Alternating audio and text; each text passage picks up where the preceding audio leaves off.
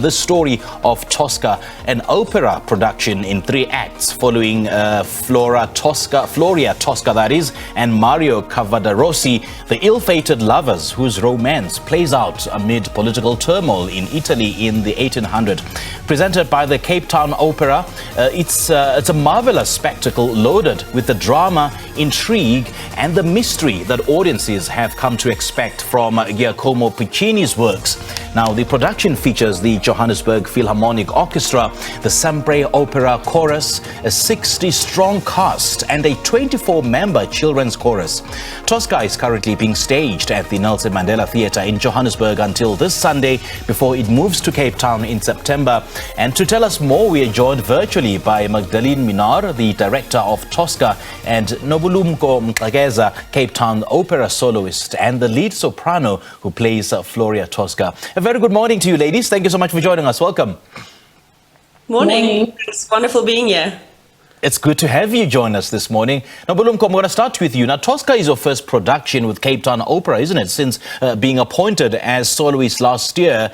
And you have enjoyed outstanding international career and recently returned from Belgium to begin rehearsals. What has this journey been like for you? Yes, it is. And it's been a very not stressful, joyful journey, a wonderful journey in which I wish it could go even further than Cape Town, maybe elsewhere after Cape Town. It's been a beautiful journey.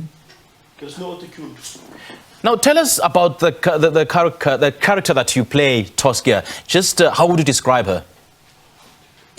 She's a fierce woman. She's not easily scared. She doesn't get easily scared by anyone. And you find that on Act 2, where she gets to claim her power back when Scarpia tries to rape her on Act 2 to get what Scarpia tries to rape her. In that scene, it's when Scarpia says, "You know what I want," so that he can free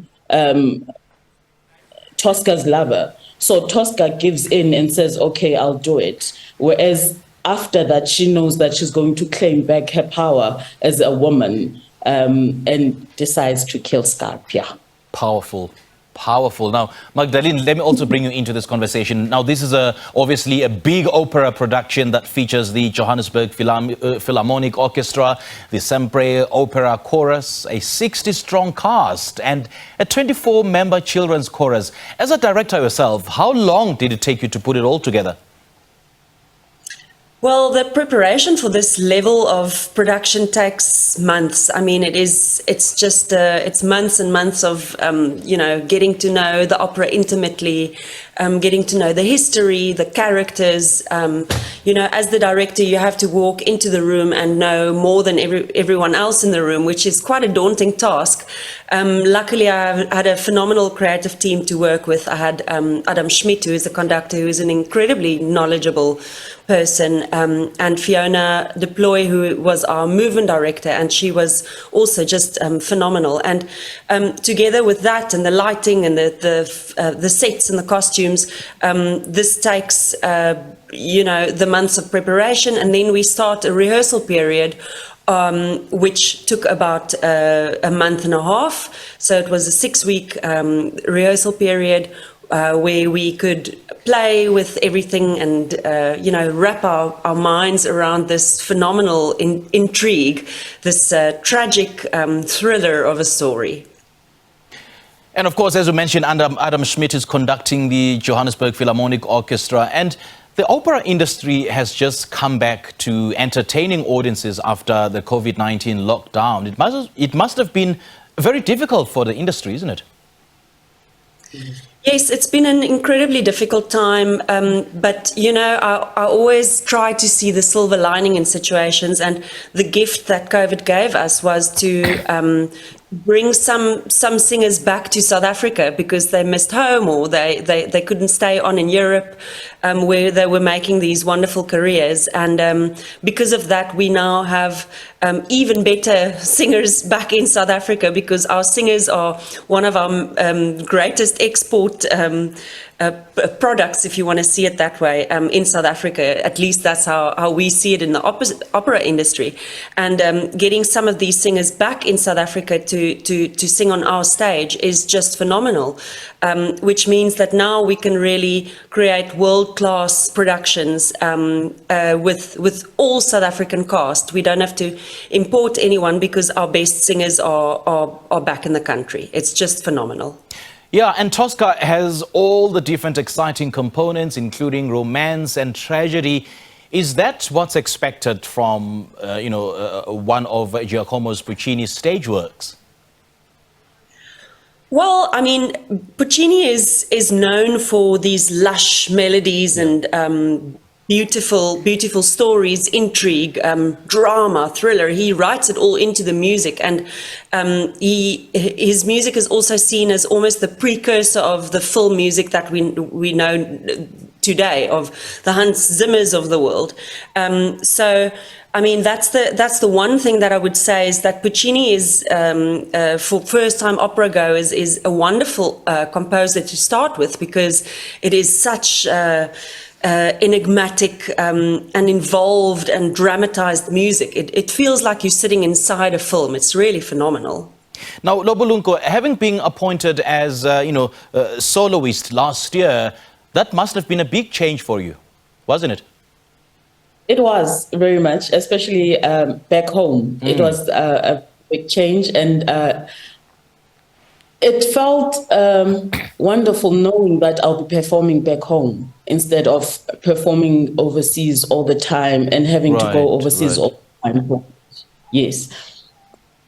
I mean, having been exposed to overseas audiences, what's the level of reception? I mean, how well has overseas audiences embraced your craft compared to how we've embraced it here at home? You know, back here at home, it hit hard. It went straight to the heart, because it was warm. It was loving. It was everything one could expect, in which it's not saying that I'm not grateful that the audience overseas appreciates and loves the craft also, but back home it hits very hard. And I was very nervous at first, thinking that, hey, how is it going to be? It's been a long time. Right.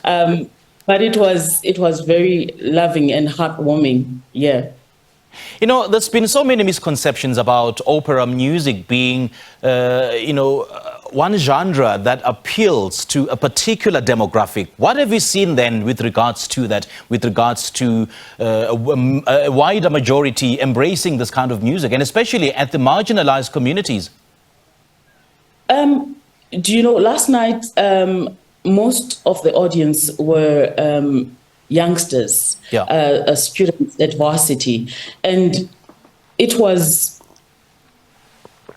very, very surprising how they appreciate the craft, how they love, the questions they had after the performance, wanting to know more, including lights, staging, everything. They wanted to talk to everyone, even the crew backstage that was changing lights, changing the stage. They wanted to talk to everyone, and they wanted to know, how do you sing? How does the voice come out? The youth is getting more involved into arts, and that's what we thought they would never be involved in, but it's changing. The youth is very much involved in arts. Yeah. Magdalene, and your thoughts on how well a wider majority is embracing this craft? And do you think that opera music is one genre that transcends the different social classes, different genders, and different age groups?